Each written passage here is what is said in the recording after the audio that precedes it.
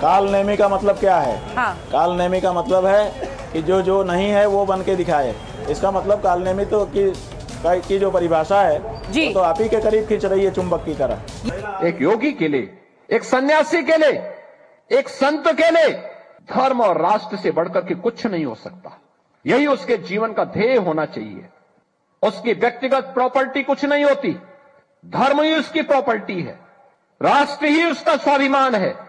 अगर कोई राष्ट्रीय स्वाभिमान को चुनौती देता है तो हमें खुल करके उसके सामने आकर के खड़ा हो जाना चाहिए, उसकी चुनौती का मुकाबला करने के लिए खड़ा होना चाहिए। कोई धर्म के खिलाफ आचरण करता है, क्योंकि ऐसे तमाम कालनेमी होंगे जो धर्म की आड़ में सनातन धर्म को कमजोर करने की साजिश रच रहे होंगे। हमें उनसे सावधान होना होगा, उनसे सतर्क रहना होगा।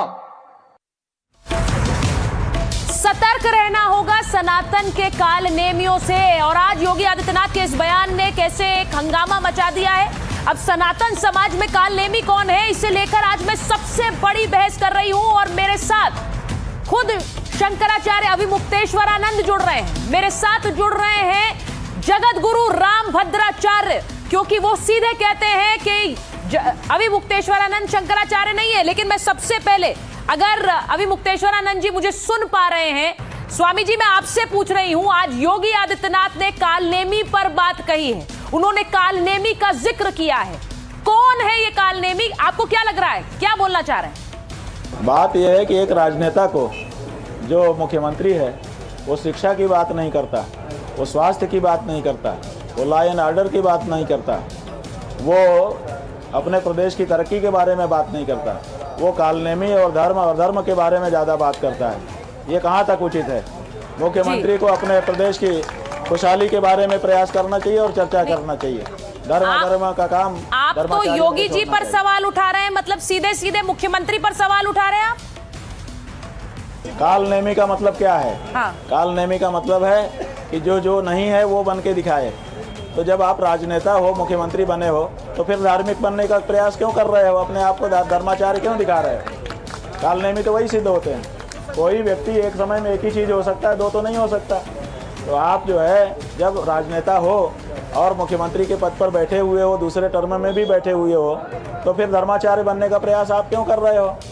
इसका मतलब कालनेमी तो की जो परिभाषा है जी, तो आप ही के करीब खींच रही है चुंबक की तरह। ये तो आपने स्वामी जी बहुत बड़ी बात कह दी है। आप तो अब कालनेमी को लेकर योगी आदित्यनाथ को ही घेर रहे हैं। अब इससे पहले भी आपने उन्हें औरंगजेब और बाबर वाली बातें कह दी थी, उसको लेकर भी एक बवाल था।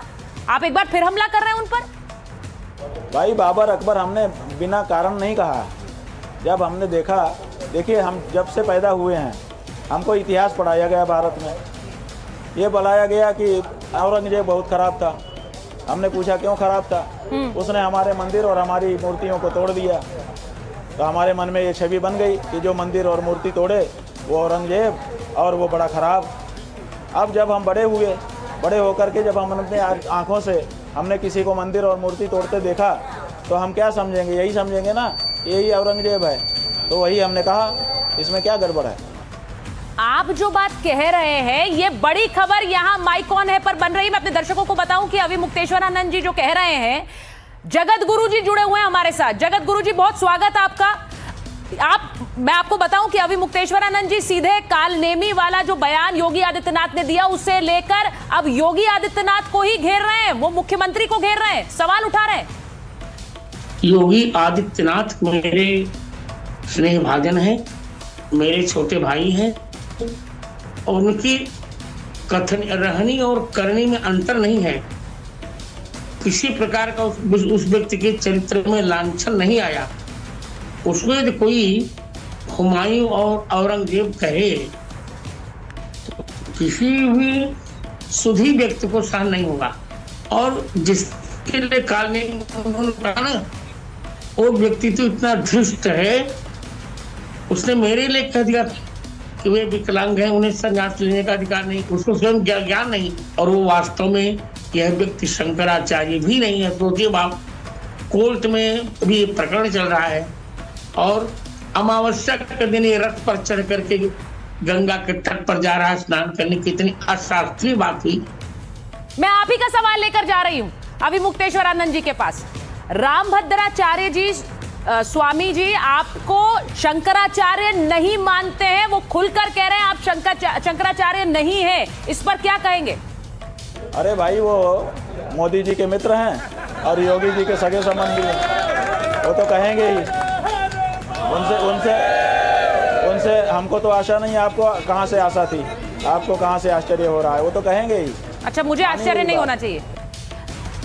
जगत गुरु जी, स्वामी अविमुक्तेश्वरानंद कह रहे हैं कि आप तो मोदी योगी के मित्र हैं, इसलिए आपसे इसी तरह के बयानों की उम्मीद है और कुछ नहीं है। वो सीधे आप पर भी आरोप लगा रहे हैं।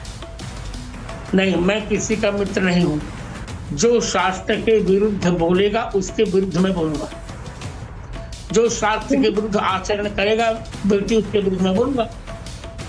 ये हमको प्रमाण देना है कि गंगा स्नान करने क्या वाहन से जाना चाहिए। ये पहले अपने शंकराचार्यत्व को प्रमाणित करें, कहाँ शंकराचार्य हैं। और तीसरी बात, शंकराचार्य शब्द में कौन सी संधि होगी इसका भी इस व्यक्ति को ज्ञान नहीं। देखिए, मुझे बड़ा आज बात कर रही हूं मैं दो संतों से, और जगत गुरु जी ऐसा लग रहा है कि अब इस पूरे विवाद को लेकर संत बनाम संत हो गया है, संत वर्सेस संत हो गया है, और ये बड़ा दुखद है जगत गुरु जी। न, ऐसा नहीं है बच्ची जी, संत वर्सेस संत नहीं हो गया, संत वर्सेस असंत हो गया है।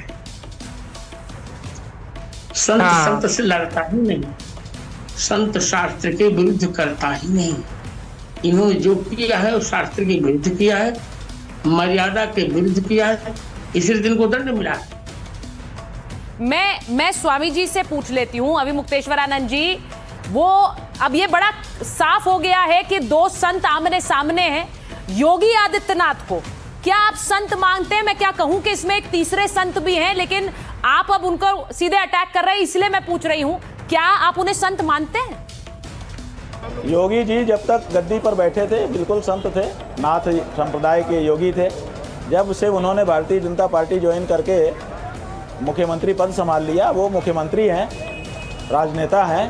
अब राजनेता भी हैं और संत भी हैं। मुसलमानों में ऐसा होता है कि उनका जो धर्माचार्य होता है वही राजा भी होता है। ऐसा हमारे यहाँ नहीं होता है, हिंदुओं में ऐसा नहीं है। हिंदू में राजा अलग होता है, धर्माचार्य अलग होता है, ये मुसलमानों में होता है। अब ये जो बात स्वामी अविमुक्तेश्वरानंद कह रहे हैं जगत गुरु जी, वो ये कह रहे हैं कि वहां एक अव्यवस्था फैलाई गई और उन्होंने व्यवस्था देखने की जिनकी जिम्मेदारी थी मुख्यमंत्री जी की, उन्होंने वो व्यवस्था नहीं देखी है, तो वो योगी आदित्यनाथ पर ही सवाल उठा रहे हैं। आप व्यवस्था इन्होंने फैलाई, उन्होंने नहीं फैलाई। अच्छा, कोई तो अब आप बताइए, कोई भी मुख्यमंत्री या प्रधानमंत्री या राष्ट्रपति कोई भी हो, कोई अनुमति देगा क्या कि तुम गंगा जी के तट तक अपने वाहन से जाओ? गंगा जी के पास तो पैदल चल के जाना चाहिए ना। एक और सी अव्यवस्था हुई, अव्यवस्था इन्होंने फैलाई, और इन्होंने फैलाई क्या विपक्ष ने पैसा देकर इनसे फैला। नहीं, तो आप ये कह रहे हैं कि क्या आपको लगता है इन्हें बैन करना चाहिए? क्योंकि ये बात भी सामने आ रही है कि इन्हें बैन करना चाहिए और ये बहुत बड़ा विवाद हो जाएगा। मेला प्राधिकरण ने नोटिस देकर पूछा है। बिल्कुल करना चाहिए, क्योंकि पहली बात तो शंकराचार्य नहीं, दूसरी बात नियम के विरुद्ध वहां लोगों के प्राणों की रक्षा करनी, इनकी पालकी की पूजा करनी। बिल्कुल जो सरकार ने किया सो विचारित किया है, अनुचित नहीं किया, अन्याय नहीं किया। इनके इतने किया, इनके अहंकार की पूजा नहीं। देखिए, आपने एक और बात कही जगत गुरु जी, मैं उसे लेकर जाती हूँ स्वामी जी के पास। स्वामी जी ये कह रहे हैं कि ये एक विवाद खड़ा किया जा रहा है और इसे लेकर ये विपक्ष के कहने पर एक तरह से उन्होंने बड़ी बात कह दी कि पैसे लेकर भी विवाद खड़ा किया जा रहा है। ये पेरोल वाले बयान तो बहुत दिन से आ रहे हैं, 2-3 दिन से आ रहे हैं। आपने सुना था, मैंने पिछली बार भी आपसे बात की थी तो इसके बारे में पूछा था। हाँ, ये कल वक्तव्य आया था, हमको लोगों ने बताया था कि इनको समाजवादी पार्टी से फंड मिला है, तब ये काम कर रहे हैं उनका। तब हम यात्रा कर रहे थे तो हमारे मन में विचार आ रहा था कि ऐसा वक्तव्य क्यों दिया होगा। तो फिर हमारे मन ने ही हमको बताया कि जो जैसा होता है वो वैसा ही दूसरे के बारे में सोचता है। इसका मतलब ये लोग फंड लेके काम करते हैं, इसीलिए हमारे बारे में भी ऐसा सोच रहे हैं। वो सिर्फ यही नहीं कहते हैं, अखिलेश जी पर भी वो सवाल पूछ रहे हैं कि अखिलेश जी आपके समर्थन में क्यों आ गए, अखिलेश जी आपके पक्ष में क्यों इतने बयान दे रहे हैं। आज भी उन्होंने बयान दिया है। अरे भाई, हमारे पक्ष में कोई नहीं देता है, सब अपने फायदे के लिए देते हैं। उनको फायदा दिखा होगा तो दिया होगा। भाजपा भी अगर हमारे पक्ष में बयान देती तो उसको भी फायदा होता। अच्छा, आप कह रहे हैं कि जो आपके पक्ष में बयान देगा उससे फायदा होगा, तो मैं इसको आगे जरा पूछूंगी अपने मेहमानों से जो जुड़ेंगे। लेकिन क्या अखिलेश जी इस पूरे मामले में सियासत हो रही है? जरा मैं जगत गुरु जी आपसे पूछ रही हूँ। तो राजनीतिक अखिलेश जी ने इन्हीं पर अखिलेश जी ने डंडा बरसाया था। अखिलेश जी का अपना पूरा इतिहास देखिए, वाराणसी में इन्हीं पर अखिलेश जी के मुख्यमंत्रित्व में डंडे इन्हीं पर बरसे थे। तो उस इतिहास को अखिलेश जी क्यों नहीं सोच रहे हैं? अखिलेश जी उसे नहीं सोच रहे हैं, लेकिन मैं ये जरूर पूछूंगी कि योगी आदित्यनाथ सोच रहे हैं कि नहीं। क्या अभी मुक्तेश्वरानंद जी, स्वामी जी, आपको लगता है कि आप योगी जी से बात करेंगे, आप कोई संदेश उन्हें देना चाहेंगे? क्योंकि अब तो आप खुलकर उनके खिलाफ बोल रहे हैं। कोई संदेश? भाई, हम क्यों संदेश दें? संदेश ऐसे हमारा लावारिस है कि कहीं भी हम छोड़ दें? उसके लिए पहले लाइन सेटअप करो, फिर हम अपनी बात कहेंगे। कोई लाइन सेटअप है ही नहीं, हम क्यों बात कर लें?